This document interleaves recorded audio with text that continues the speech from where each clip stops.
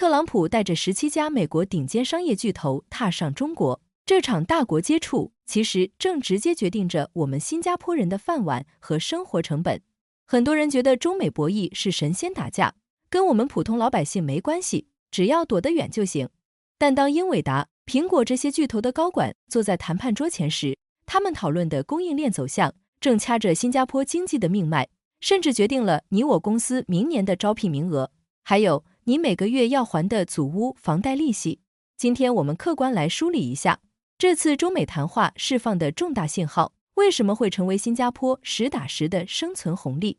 在超级大国掰手腕的间隙，新加坡到底凭什么吃下这波红利，把危机变成机会？要看懂这波红利，我们得先认清一个现实，新加坡的经济结构真的非常脆弱。对于很多30多岁正处在事业上升期，扛着家庭和房贷压力的职场人来说，大家最怕的其实不是同行的竞争，而是大环境的剧烈动荡。这背后的根源在哪里？看一组硬数据。根据新加坡海事及港务管理局的数据，我们港口的吞吐量有 90% 高度依赖国际航运。更棘手的是我们的投资和贸易结构。美国是新加坡最大的外国直接投资来源国，给我们带来了大量的高薪岗位和先进技术，而中国是我们连续多年的最大贸易伙伴。这种两头在外的局面决定了你让我怎么选，根本没法选。一旦大国之间真的彻底脱钩，甚至发生冲突，全球供应链一断，我们面临的直接后果就是毁灭性的输入型通胀，以及跨国公司的大规模裁员潮。所以，当黄循财总理在各种国际场合反复强调新加坡不选边站队时，这绝对不是一句圆滑的外交辞令，这是基于国家生存底线的现实逼迫。选任何一边，都意味着要切断我们另一半的经济命脉。我们来看看这次特朗普访华最有意思的一个细节，随行的有17家美国商业巨头，包括英伟达、特斯拉、苹果这些科技和金融界的真正大佬。这个阵容其实戳破了一个幻觉，在资本和商业的真实世界里，彻底的脱钩断链根本不现实。美国的科技巨头依然极其依赖中国庞大的消费市场和无可替代的成熟制造业供应链，而美国宏观经济也需要稳定的商品供给来压制通胀。这种既要激烈防范，又不得不保持经贸联系的拉扯状态，恰恰是新加坡最大的安全红利。为什么？因为大国之间一旦缺乏直接互信，就需要一个绝对中立、法治健全且基础设施顶级的第三方平台来做业务缓冲。这时候，新加坡的战略价值就被无限放大了。为了规避随时可能爆发的地缘政治风险，现在大量的跨国公司都在实行 China 加1或者 US 加1战略。他们可能把部分组装线搬到东南亚其他国家，但一定会把亚太总部、核心研发中心、知识产权保护中心以及资金池稳稳地放在新加坡，因为这里有完善的普通法体系和极其稳定的政策预期。你可以看看来福士坊那些写字楼，或者本地不断涌现的家族办公室，资金流、技术流和高端人才正在这里高密度交汇。中美关系只要保持接触，就意味着跨国企业有安全感，继续在亚太地区砸钱布局。而新加坡作为这个区域的超级节点，自然就能源源不断地吸引外资。这些外资带来的是实实在在的高端就业机会，是芯片半导体、财富管理、法律合规等高附加值产业的繁荣。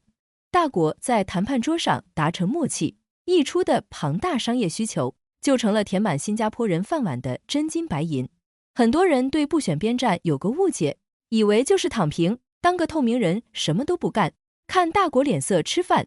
但现实是，要在两个超级大国之间保持平衡，不仅需要极高的战略定力，更需要极其精明的外交手腕。新加坡的做法从来不是消极躲避，而是主动出击，在夹缝中创造自己不可替代的统战价值。最典型的例子就是每年在香格里拉大酒店举办的香格里拉对话会。我们不仅仅是提供一个开会喝茶的场地，更是主动搭建一个让中美两国高层，特别是防长级别能够面对面沟通的缓冲平台，让大国在这里交流。哪怕是激烈的唇枪舌剑，也总好过在南海或台海擦枪走火。这是我们在地缘安全领域的生存智慧。再看看经济领域，回想一下，2018年中美贸易战最激烈，全球化面临崩盘危机的时候，新加坡是怎么应对的？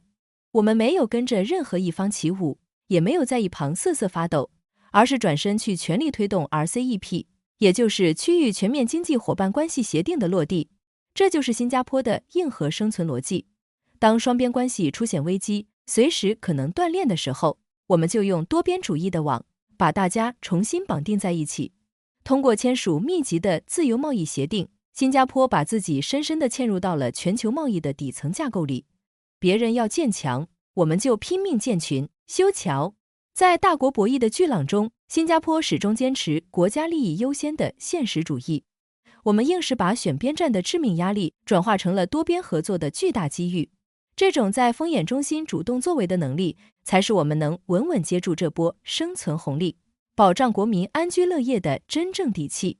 看透了这层宏观逻辑，我们再回到个人的微观生活，中美能够保持接触，坐下来谈，确实为新加坡赢得了极其宝贵的战略喘息期和经济红利期。对于30多岁正处在职场黄金期的我们来说，这也是一个重新审视自身规划的好时机。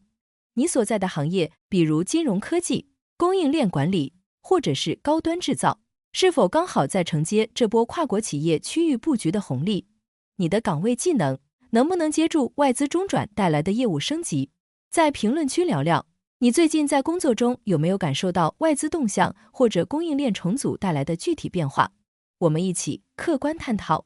小国生存在大国博弈中，从来不靠运气，而是靠极其清醒的理性和务实。如果你认可今天这期深度的逻辑梳理，请一定记得订阅频道，并打开小铃铛，这样就不会错过我们每一次还原真相的内容。我们下期视频不见不散。